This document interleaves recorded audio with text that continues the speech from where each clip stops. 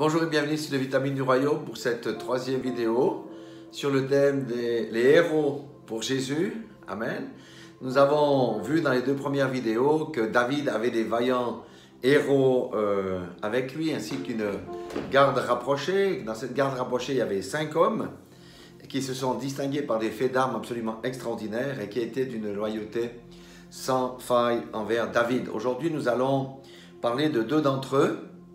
Le premier, c'est Josheb Bas-Shebet, puis le second, Éléazar. Et pour ça, nous devons aller dans 2 Samuel, chapitre 23, verset 8. Nous allons commencer par Josheb Bas-Shebet. Je crois que je m'améliore. Il est dit, Joseph Bas-Shebet brandit la lance sur 800 hommes. Bon, peut-être là, il y a une erreur de traduction, parce qu'ailleurs dans la Bible, il dit c'était 300 hommes. Mais quoi qu'il en soit, ça veut dire qu'il avait dû faire face, lui seul, à 300 adversaires qu'il a combattus et qu'il a vaincus. Alléluia.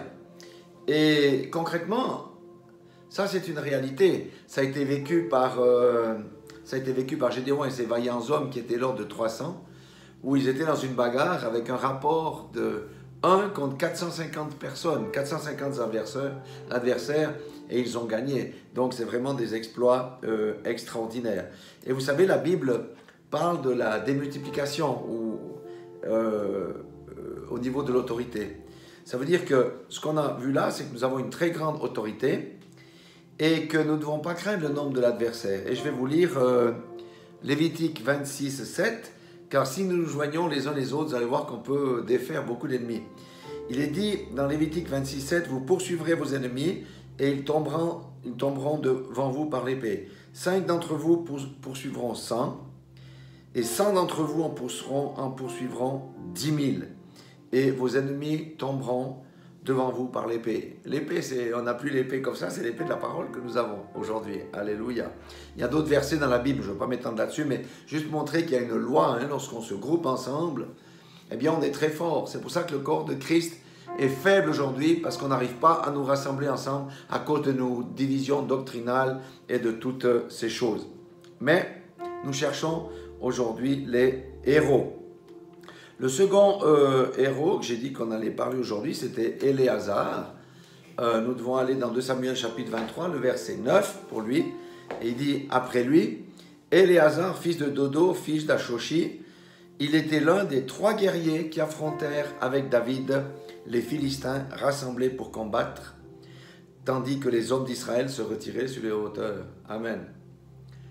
Les hommes d'Israël se sont retirés sur les hauteurs parce qu'ils pensaient qu'ils allaient perdre le combat. Et David est resté avec 3 hommes, dont le fameux Éléazar. Et il est dit à propos d'Éléazar, au verset 10, « Il se leva et frappa les Philistins jusqu'à ce que sa main fut lasse et qu'elle restait attachée à son épée. » Ça veut dire qu'il a tellement frappé qu'il n'arrivait même plus à ouvrir les doigts pour laisser sortir l'épée. Amen. Et il est dit, l'Éternel opéra une grande délivrance ce jour-là, et le peuple revint après Éléazar seulement pour prendre les dépouilles.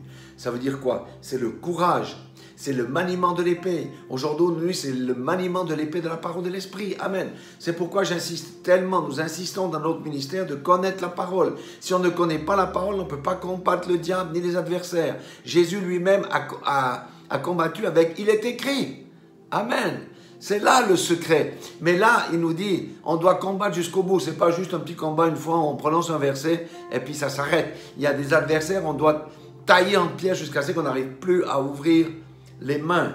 Les adversaires, ce sont les esprits qui possèdent les gens, pas les personnes, bien entendu. En résumé, ici, pour ces 2-là, nous voyons 2 choses.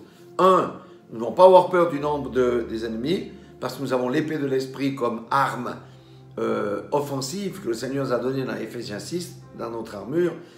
Et 2, il suffit de nous en servir sans faiblir et Dieu va manifester sa gloire parce qu'il honore le courage, il honore les hommes et les femmes de Dieu qui sont courageux et courageuses. Voilà pour nous exhorter. Je repose toujours la même question. Dieu nous pose la question, voulez-vous être des vaillants héros pour Jésus? La réponse est oui. Amen. Alléluia. Soyez tous bénis dans le nom puissant de Jésus-Christ, notre roi des rois, le Seigneur des seigneurs.